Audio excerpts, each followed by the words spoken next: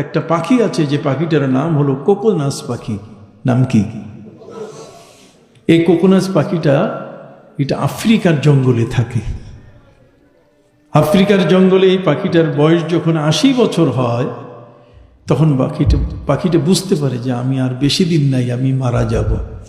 তখন সে মৃত্যুর প্রস্তুতি নেয়, সে মারা যাওয়ার জন্য প্রস্তুতি নেয়। মৃত্যুর প্রস্তুতি নিতে গিয়ে সে আফ্রিকার জঙ্গলের চন্দন কাঠগুলো জোগাড় করে করে একটা ফাঁকা জায়গায় স্তূপ করে। আর সেই স্তূপ এটা ফাল্গুন চৈত্র মাসের রৌদ্রে যখন শুকায়, সব চন্দন কাঠ এটা যখন খড়খড়া হয়ে যায়, তখন ওই চন্দন কাঠের স্তূপের উপরে পাখিটা বসে যায়। এই পাখিটার নাকের মধ্যে 27টা ছিদ্র আছে। পাখিটা যখন কথা বলে তখন সুরের ব্যঞ্জনা, মনে হয় একটা হারমোনিয়াম অথবা এই ধরনের সুরলি একটা সুর তার নাকের থেকে একটি সুরের লহরী তৈরি হচ্ছে। এই পাখিটা মৃত্যুর প্রস্তুতি নিতে গিয়ে, এই পাখিটার জীবনের একটা আজব বিষয় আছে, সে কখনো কোনো বাচ্চাও দেয় না, পেটে বাচ্চা নেয় না, ডিমও পারে না।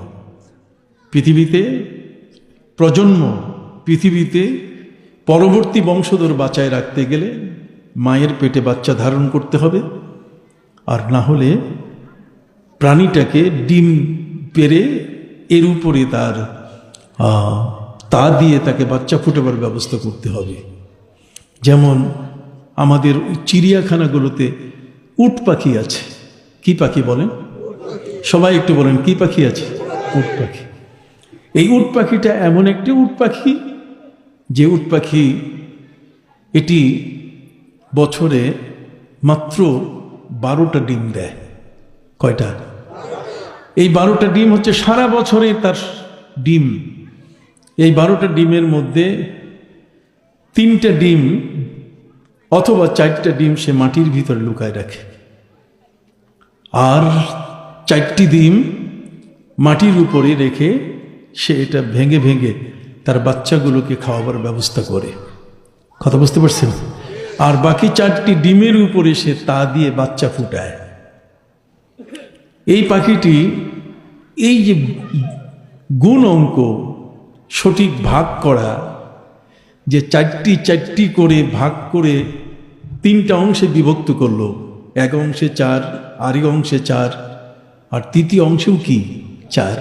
এই যে 4 করে ভাগ করলো পুরাটা, এটা কোনো আমাদের পক্ষেও ছোট বাচ্চাকে যদি দেওয়া যায়, অনেক সময় যদি সে লেখাপড়া না জানে, শিক্ষা দীক্ষা না থাকে, তাহলে সে পারবে না।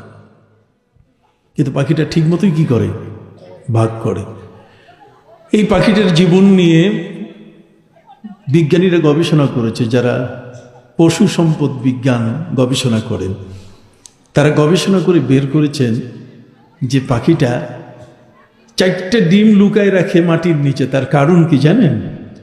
লুকায় রাখার পিছনে কারণ হলো যে পাখিটা সে জানে যে তা দিয়ে যখন 4টা ডিম থেকে বাচ্চা ফুটবে, তখন এদেরকে লিকুইড খাবার দিতে হবে। এই খাবার, লিকুইড খাবার দিতে গিয়ে তখন উপরের 4টা ডিম যেটা আছে খোলা, এটাকে ভেঙে লিকুইড খাবার, বাচ্চা আমরা জন্ম নিয়েছি যখন মায়ের গর্ভ থেকে, তখন লিকুইড খাবার খেয়েছি, দুধ খেয়েছি, তরল পদার্থ। কি বলেন, ঠিক কিনা? এই পাখিটাও জানে যে তার বাচ্চাগুলো জন্ম নিলে এটাকে লিকুইড খাবার দিতে হবে। লিকুইড খাবার খাওয়ার পরে 2-1 দিন খাইলে পরে তখন বাচ্চা আর এই খাবার খাইতে চায় না। তখন সে করে কি জানেন? ওই যে লুকিয়ে রাখা যে 4টা ডিম একটা একটা করে বের করে আর মাটির মধ্যে ছড়িয়ে দেয়।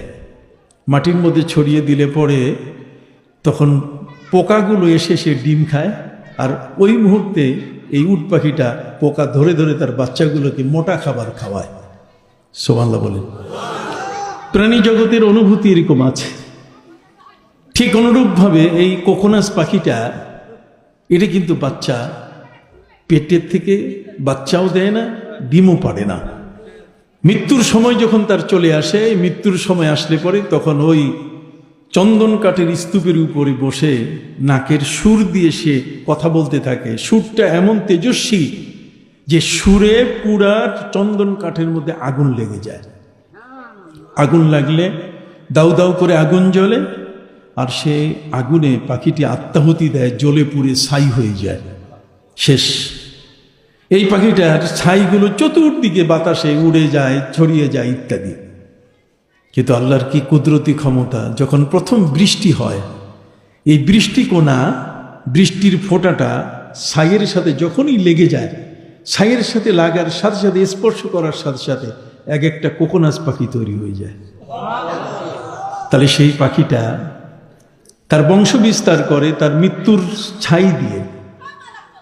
এই পাখিটা বুঝতে পারে যে আমি পৃথিবীতে বেশি দিন নাই, কিন্তু আমাদের সাইনবোর্ড দাড়ি পেকে যাচ্ছে, দাঁত খসে যাচ্ছে, আমাদের মাথার চুল পেকে যাচ্ছে, আমাদের চোখের দৃষ্টি কমে যাচ্ছে, আমরা কখনো হার্ট অ্যাটাক অথবা স্ট্রোক করছি, তারপরেও কিন্তু মৃত্যুর খবর আমাদের কাছে আসতেছে না, আমরা মৃত্যুটাকে ভয় করছি না।